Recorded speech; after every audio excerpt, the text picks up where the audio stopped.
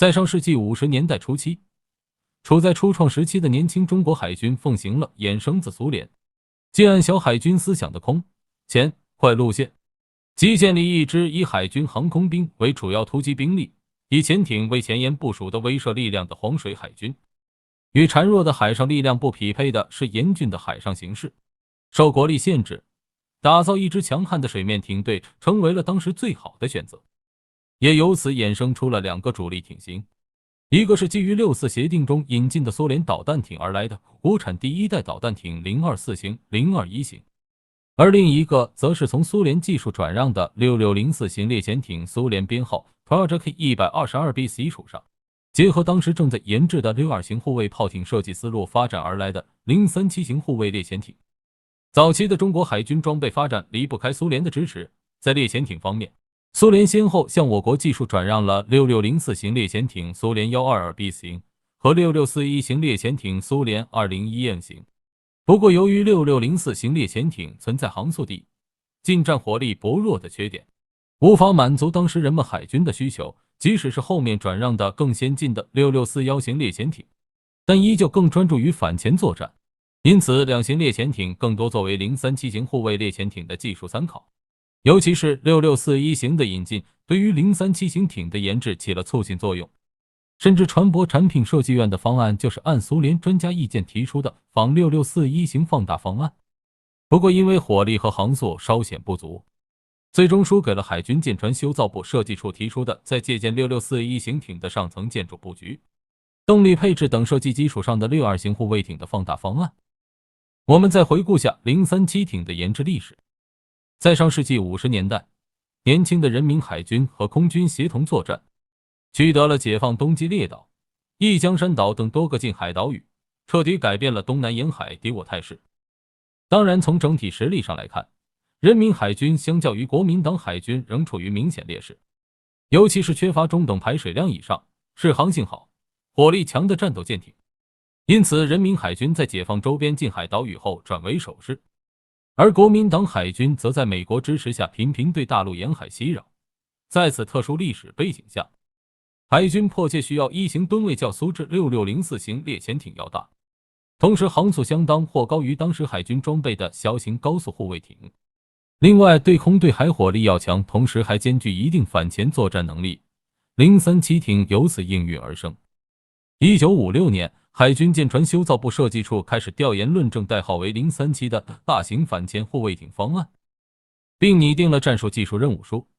由于海军需求新型护卫艇能兼具大艇的适航性和小艇的高速性，提出以速度为纲的技术要求，最终选择了水线长度更大、长宽比更为合理的62型艇放大方案。在经过反复论证确认艇体线型和布置方案，深挖减阻设计，最终达到了海军需求的航速目标。设计方案确定后，037艇在1960年11月初通过了会审。1961年7院成立后，701研究所加强了该型艇的设计力量，并完成了技术设计。由于局势的紧迫，在第二年8月7号即开工建造。首艇舷号278，由大连造船厂提供分段加工，并在黄埔造船厂建成下水，最终在1964年11月16日交付部队使用。在之后的测试中，经过不断设计改进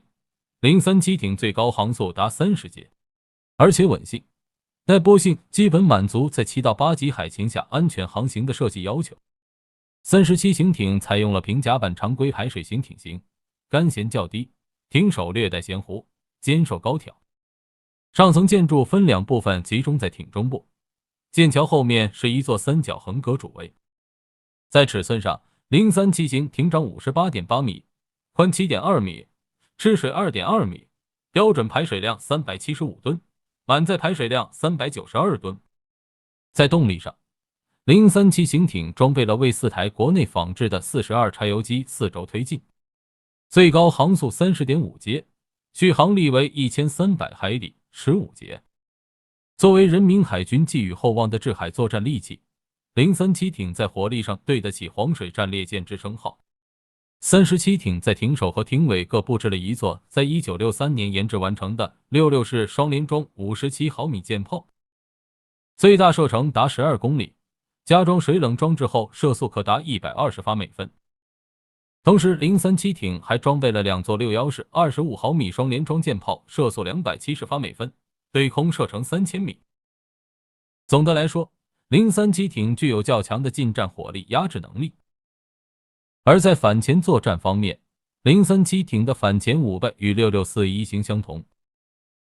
在艇首布置了4座5联装 2BV-1200型火箭深弹发射装置，艇尾中部还有2座64式深水炸弹投放架。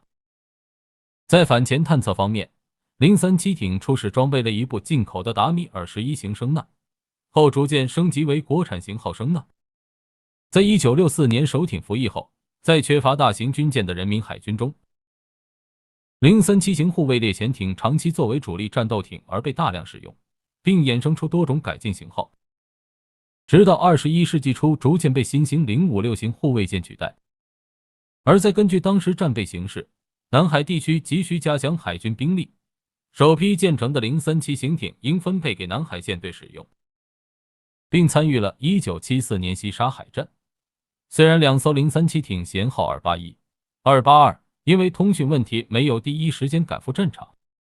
但作为增援兵力，用4座66式双57炮对负伤的南越海军怒涛号进行了多轮齐射，使其当即起火爆炸，2小时以后沉没，成为了当之无愧的海上功勋艇。